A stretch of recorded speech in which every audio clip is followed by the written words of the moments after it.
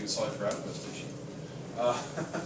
Anyway, there's still little round things there. We'll just concentrate on one of them, or probably a couple of little arteries, maybe arterioles. But anyway, see they're nice and round. You got some blood in them.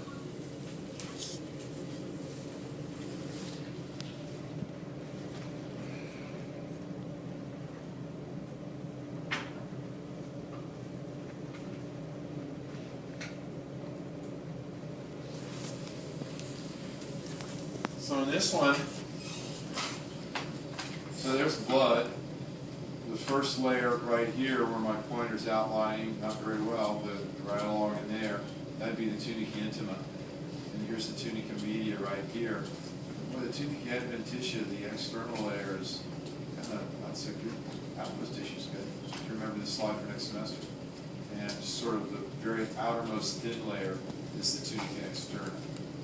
So let's look at it under high power and see what these layers look like under highest magnification.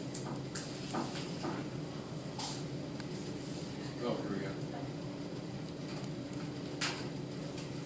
Okay, where did you go? Oh, there it is. Oh, okay. Oh, great. Okay, so this is going to be good. All right. That's about as good as I can get. All right, you'll notice also in this slide now, in higher magnification, you can see how this inner membrane is kind of folded. All right, that has to do, if you remember, some of the arteries occasionally do have elastic fibers in them. The elastic fibers allow the thing to expand a little bit, but that then often will give the tunica intima more of a kind of a pleated appearance, as the elastic fibers sort of contract, so to speak. They cause that inner layer to sort of be folded. So on this particular slide, the tunica intima would be this, generally speaking, this sort of folded layer right here.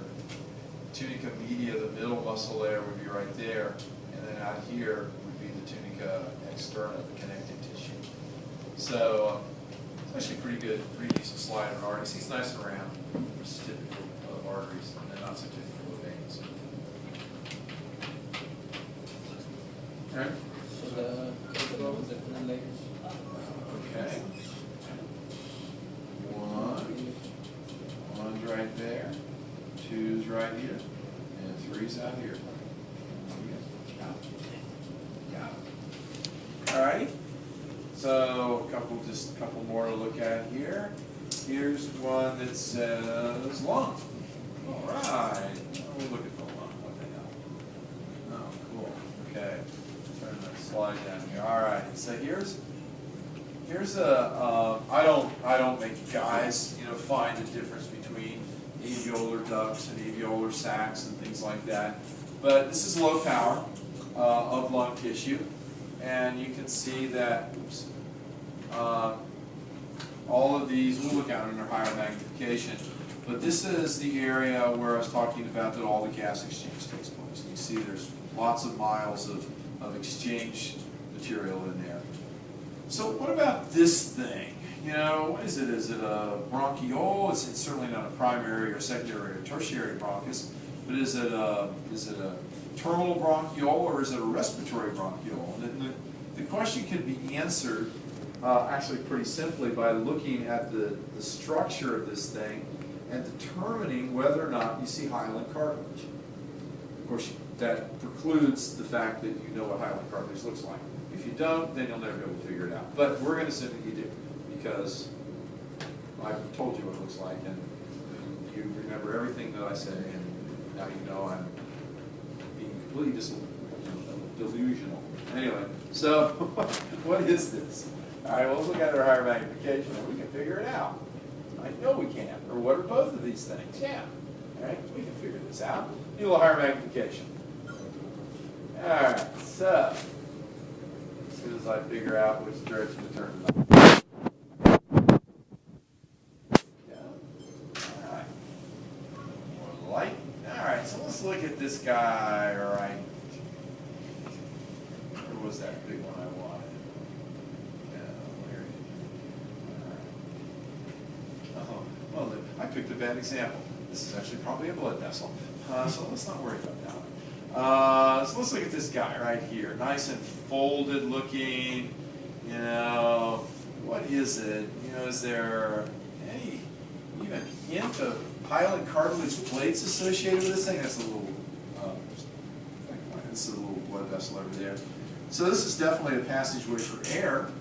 You can see there's a, you know, consider there's smooth muscle surrounding this opening. I don't know what the stuff in the center is. We don't really care about the line epithelium. But if it's a respiratory bronchiole, there won't be any hyaline cartilage. If it's like a terminal bronchiole, then you would see perhaps the evidence of hyaline cartilage to hold it open. Well, I'm thinking maybe, although I can't tell for sure without looking at higher magnification, I'm thinking maybe there might be a little hyaline cartilage associated with this thing. Not very much, boy, I tell ya. Maybe not much, and maybe I'm even wrong on this one, but well, it looks like, well, I was taking it back now. I thought maybe that was hyaline cartilage, but no, I don't think it is. So both of these openings here are probably in the neighborhood of something like a respiratory bronchiole, because I don't see any hyaline cartilage associated with it. Let's see if we can find one that does have some hyaline cartilage so you can just get an idea of what the differences look like. Oh, well, this one's easy. You see a big plate of hyaline cartilage right there at the end of the pointer, right there. There's another little plate of hyaline cartilage there. So this big tube down here that's sort of off the screen, yeah, we're probably looking at something here in the region of sort of like a, you know, a terminal bronchiole, because it hasn't gotten small enough yet to be respiratory.